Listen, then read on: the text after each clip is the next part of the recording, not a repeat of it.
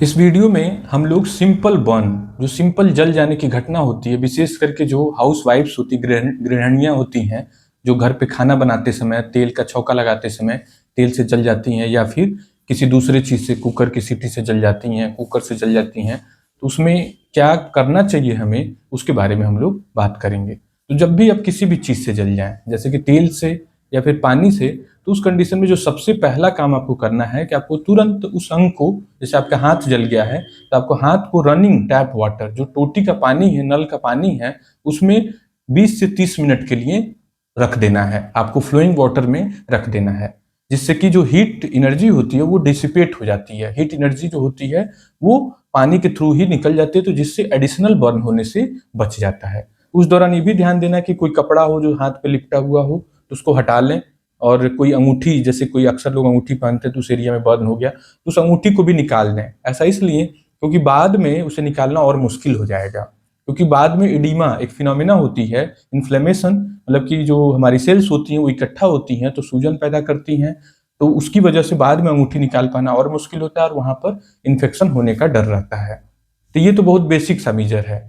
और यदि पेन हो रहा है तो कुछ सिंपल पेन किलर्स लिए जा सकते हैं, जैसे कि घर पे कोई पैरासीटामॉल की गोली हो तो आप उसे ले सकते हैं, यदि आपको उससे कोई एलर्जी ना हो तो। और कुछ क्रीम्स, बेसिक क्रीम्स आप लगा सकते हैं उसके ऊपर, जैसे कि जो सिंपल एंटीबायोटिक बेस्ड क्रीम होती हैं प्लस माइल्डर स्टेरॉयड के जो कॉम्बिनेशन होते हैं, उन्हें आप होम केयर के तौर पर यूज कर सकते हैं। तो जैसे कि सबसे पॉपुलर आता है फ्यूसिडिन प्लस बीटामेथासोन का कॉम्बिनेशन, इसी तरह से फ्लूसिनोलोन प्लस म्यूपिरोसिन का कॉम्बिनेशन भी काफी ज्यादा पॉपुलर है। इन क्रीम को आपको 2 बार सुबह शाम लगाना होता है। 3 क्रीम को आपको इस्तेमाल कर लेना है, और फिर डिपेंडिंग ऑन कि कितनी तीव्रता है, या फिर जैसे ही आपको समय मिले तैसे ही आपको अपने डॉक्टर से मिल करके फाइनल निष्कर्ष निकाल लेना है। कुछ चीजों को आपको बर्न के मैनेजमेंट में बिल्कुल भी नहीं करना है, जो कि लोग अक्सर ये गलती करके आते हैं।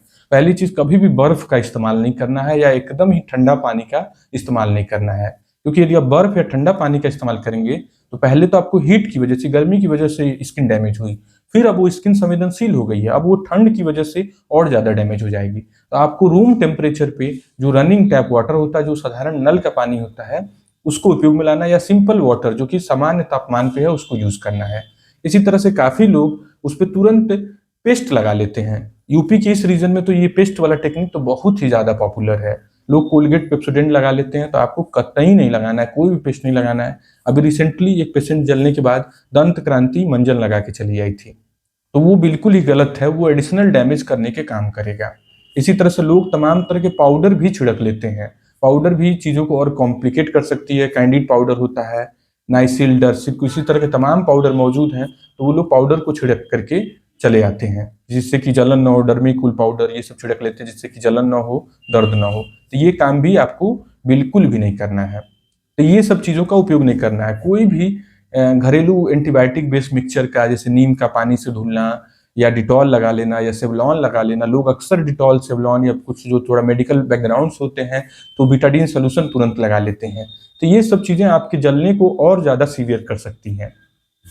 यदि जलने की तीव्रता ज्यादा है तो उस कंडीशन में आप कोशिश करें कि तत्काल इमरजेंसी में डॉक्टर के पास मिलने की कोशिश करें, क्योंकि कुछ एंटी इन्फ्लेमेटरी मेडिसिन होती हैं जो आपका डॉक्टर दे देगा, और रैपिडली जो जो जलने की वजह से स्किन में डैमेज होना था 10, तो वो उसको 5 या 4 तक ला सकेगा तुरंत वाले सिनेरियो में। लेकिन यदि लेट होगा तो प्रॉब्लम होगा।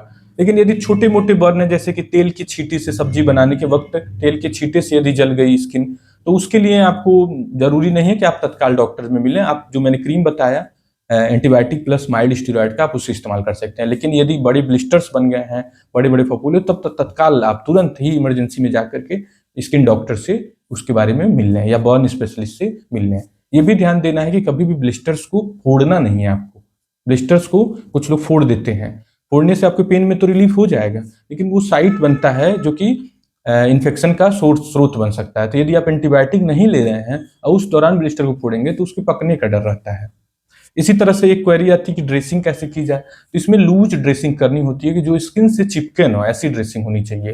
तो ऐसे बाजार में तमाम तरह के ड्रेसिंग मटेरियल उपलब्ध हैं, जिनमें पैराफिन या वैसलीन लगा रहता है, साथ में माइल्ड एंटीबायोटिक लगा रहता है। जैसे एक ड्रेसिंग बैक्टीग्रास नाम से काफी ज्यादा पॉपुलर है, तो उसकी 2-3 कोटिंग लगा करके आप सिंपल गॉज रैप कर सकते हैं, जिससे कि वो चिपके ना। तो ये चीजें आपको ध्यान देना है। और इसमें कभी भी डेटॉल, सेवलॉन, बिटाडीन, नीम का पानी कतई नहीं इस्तेमाल करना है। तो बेसिक मेजर और इंस्टेंट मेजर और राइट तरीका अपनाया जाए तो कम से कम इंजरी होगी और प्लस रिकवरी भी तेजी से होगी। Thank you.